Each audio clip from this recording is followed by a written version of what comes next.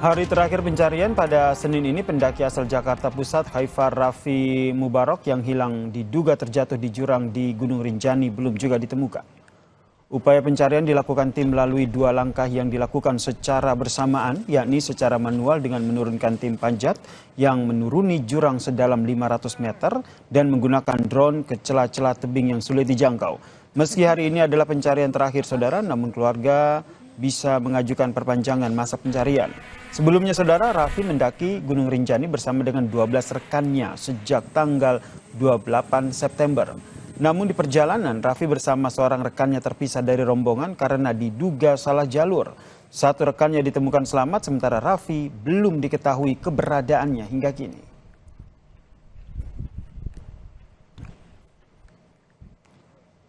Saudara, polisi menggelar rekonstruksi kasus pembunuhan gadis penjual gorengan di Padang Pariaman, Sumatera Barat. Rekonstruksi dilakukan untuk memperjelas kronologi kejadian, menguji dan memastikan kesesuaian antara keterangan tersangka, saksi dan juga barang bukti. Dengan pengawalan ketat dari polisi, rekonstruksi dilakukan di 8 titik lokasi dan turut disaksikan oleh warga sekitar. Proses rekonstruksi menghadirkan langsung tersangka Indra Septiarman. Dalam rekonstruksi ini saudara, tersangka melakukan reka adegan kronologi dari awal hingga akhirnya tersangka melakukan aksi kejinya tersebut. Polisi menyebut hasil rekonstruksi ini selanjutnya akan disesuaikan dengan berkas acara perkara. Kita sudah melaksanakan seluruh rangkaian rekonstruksi dari TKP 1 sampai TKP 8 dan sini finish di tempat TKP 1. Jadi secara keseluruhan kita sudah merampungkan. Beberapa tambahan juga tadi dari penyidik terhadap kesesuaian berita acara dari tersangka itu fakta di TKP itu kita rampungkan.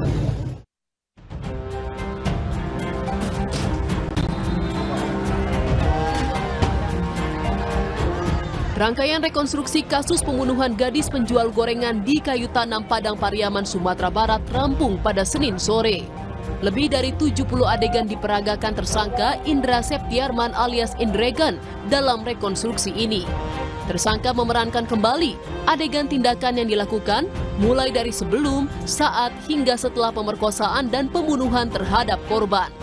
Rekonstruksi digelar di 8 titik, mulai dari jalan lintas provinsi, tepatnya di Kayu Tanam, hingga lokasi kunci, yakni di mana TKP korban diperkosa, dibunuh, dan dikuburkan. Adegan pertama yang diperagakan saat tersangka membeli gorengan korban di sebuah warung di pinggir jalan utama. Setelah itu, tersangka mencegat korban di perjalanan pulang yang berjarak sekitar 500 meter dari rumah korban. Tersangka kemudian menjerat korban dengan tali rapia hingga tak sadarkan diri. Tersangka kemudian membawa korban ke atas bukit dan sempat beristirahat. Lalu korban dibawa ke pinggir jurang dan diperkosa. Tersangka selanjutnya membawa korban melewati aliran sungai ke lokasi pemakaman. Tersangka kemudian mencari cangkul dan menguburkan korban. Setelah itu, tersangka meninggalkan lokasi dan menuju ke warung tempat pertama bertemu korban. Hasil rekonstruksi terungkap fakta bahwa ada kemungkinan korban tewas bukan karena dibekap, melainkan dijerat dengan tali rapia. Hal itu dilakukan tersangka agar korban tak berteriak meminta pertolongan. Kemungkinan dari terbunuhnya itu bisa dengan cekikan ataupun dengan tali rapia itu. Ya. Setelah ini apa lagi, Dan? Ya, kita akan melengkapi administrasi sebelum nanti kita kirim ke kejaksaan. Ya. Sebelumnya tersangka Indra Septiarman sempat buron selama 11 hari.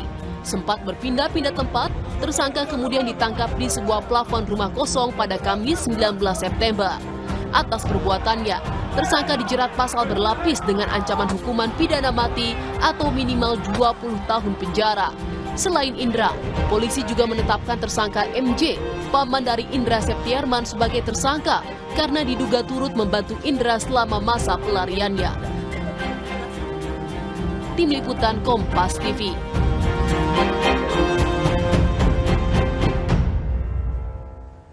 Usai jeda saudara, Kompas Malam masih akan kembali dengan sejumlah informasi menarik lainnya. Jadi tetaplah bersama kami di Kompas TV.